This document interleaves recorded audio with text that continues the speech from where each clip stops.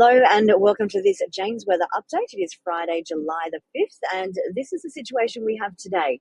There's a fair bit of cloud that is moving here around the interior of the country. That is a cut-off low that is developing and should deliver a nice bit of rain for parts of South Australia, not the southeast, for the western parts of Queensland and some western parts of New South Wales. It'll only tease the southeast as it goes past, though. We do still have onshore flow for the east coast, so that does produce wet weather day after day after day, thanks to a very large high that is sitting down across the southeast.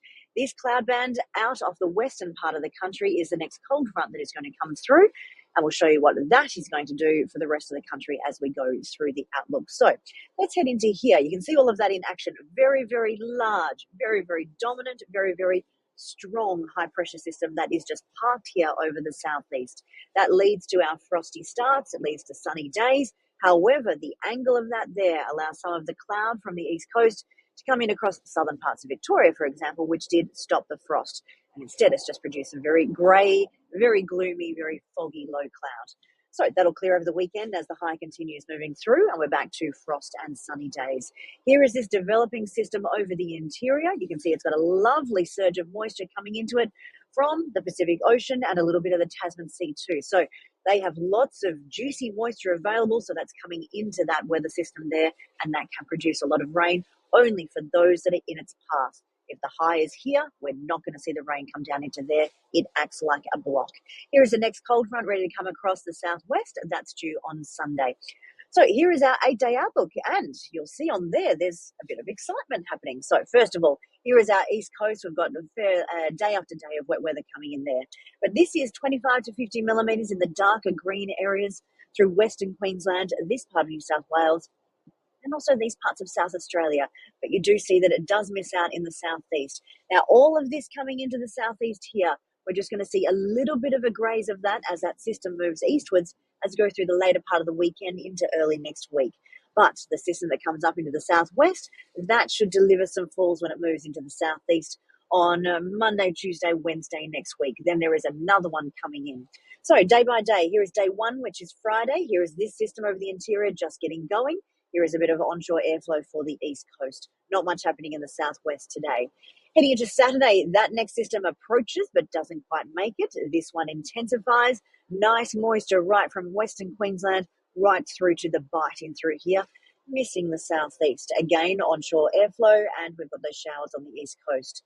Heading into Sunday, you can see that starting to move eastwards, but really it's not crossing the southeast here. East coast showers, and here is that weather system crossing the southwest. Heading into Monday, that's all done, so it's a one-day affair over in the southwest. That's just on Sunday. Here this is moving eastwards across Queensland, the southern part, and New South Wales. Again, it is missing the southeast, so this is as we go through Monday. All right, having a look at Tuesday, there's just the remains of that western system that meet up with that moves across the southeast. So it's not heavy falls. And we've got this moving in through these parts of Queensland, so the south, and also the eastern parts of New South Wales as it crosses. The next system arrives in the southwest. So that next system is going to move through here and then help deliver some rainfall totals to the southeast. So it is Monday, Tuesday, Wednesday next week, and then another one on Thursday into Friday, and then potentially another one next weekend. So we're starting to see the highs have a little less dominance, and we can start to see some wet weather moving through here. So this should be good news for those that have missed out on rain so far. And there's the remains of that eastern system moving through. Then there's not much happening after that. Okay, so that's our next 8-day outlook, so the next week ahead. If we have a look at what that means in terms of average, this is from Monday onwards, so it's missing all of that inland falls because they're Friday, Saturday, Sunday as that moves through. You can see that that does have an impact in terms of how much rain we would normally expect at this time of year. So southern Queensland, a lot of New South Wales. As it comes into Victoria, so that system in the west then coming across, and then the next one, and then the next one potentially after that, it is the southwest that cops it in terms of here in Victoria, the northern parts because they're sliding across, but it doesn't reach Gippsland in through here because it's on the dry side of the ranges. Here we do have it reaching the southeastern parts of South Australia. So yes, this does look like a little bit of a drink that is coming through. It's not a massive one, but it could be 2 or even 3 systems, which will add up over time. Again, we've got systems moving through the southwest, so that's why we've got the green vibes there. Heading into what that means for temperature, we have had a very cold outbreak across the southeast thanks to that high. You can see that this shows that that is no longer the case next week. It is now the wind picks up. So we don't have those still mornings. We don't have the fog. We don't have the frost. Instead, we've got cloud and we do have some rainfall, but that means that our temperatures actually rise. Now, don't think that this is going to feel warm, but it's not that bitter cold that we're experiencing right now. This here shows it is severely above average in these parts of the west. So that's something to keep an eye on. All right, heading into week 2. So this is Monday, the 15th of July onwards. Again, big falls for the southwest, so regular cold fronts coming through, but less of that activity in the southeast. So does this mean it's a 1 week wonder? We get those 2 or 3 systems come in, and then it's back to dry conditions again thanks to a high. Let's have a look further in the future. So this is that week 2 period there. Let's head into week 3. Hello, green. There it is in the southeast. So maybe we're starting to see a bit of a shake up to that pattern. Maybe the highs aren't going to be as dominant as they have been. That allows some weather systems to actually move on through. So we like to see those greens in through there at this time of year. That is in the last week of July, heading into the first week of August, and more greens are there. So maybe this is literally that shake up to that pattern. This could be some very good news for our farmers that have been missing out on rain, particularly in that southeastern area there. All right, let's have a look at the sea surface temperature anomaly. So again, this is how much warmer or cooler than average it is. Heading out into our Pacific Ocean box, you'll notice that's still very, very yellow. We have had some blue coming in, but it really hasn't had any proper impact yet.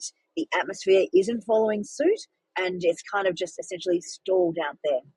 We'll have a look at the model guidance in a sec, but just really important to see just how little of that box is actually turning blue. However, off here, we do have all of that warm water. We've got all that warm water over the Tasman Sea. So this is a source of moisture anyway, no matter what happens over here.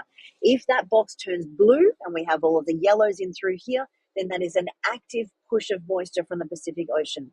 At the moment, we have our own source, but it's just not an active push coming in. All right, heading over to the Indian Ocean, we have got all of our yellows, our warm water that's in through here, so warmer than average.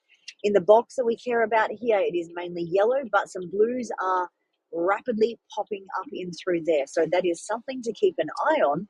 Instead of our positive Indian Ocean dipole, if this was all yellow, maybe we are actually heading towards that negative IOD. We have all of the warm water in through here to offset it if that does go blue. If that goes blue, we have an active push of moisture coming in from the west. So let's just jump into that one because that is where we're heading. And you can see how sharply that has dived as we've gone through the past 3 weeks, thanks to that blue coming up. So that's very interesting to keep an eye on. There was that one model that suggested this is where we are going, and it looks like maybe it's actually coming true. These models only update once a month, so they're still on that old guidance of, no, it's likely to be a positive IOD or just heading into neutral. So that's where we are with that. And into the Pacific Ocean here, you can see how that has kind of retrogressed, and the blue really hasn't developed in that box so far. All of these models still like it to come in the next couple of months, but I'd suggest there's a delay in that happening. This one just grazes us, but it's not until the end of the year. And this one in through here, they all keep it fairly neutral. All right, that's it from me for today. That's your update. Head to janesweather.com for the latest. You can see your full 10-day outlook, hour by hour, all the different models, and see when that rain is coming to your spot. Bye.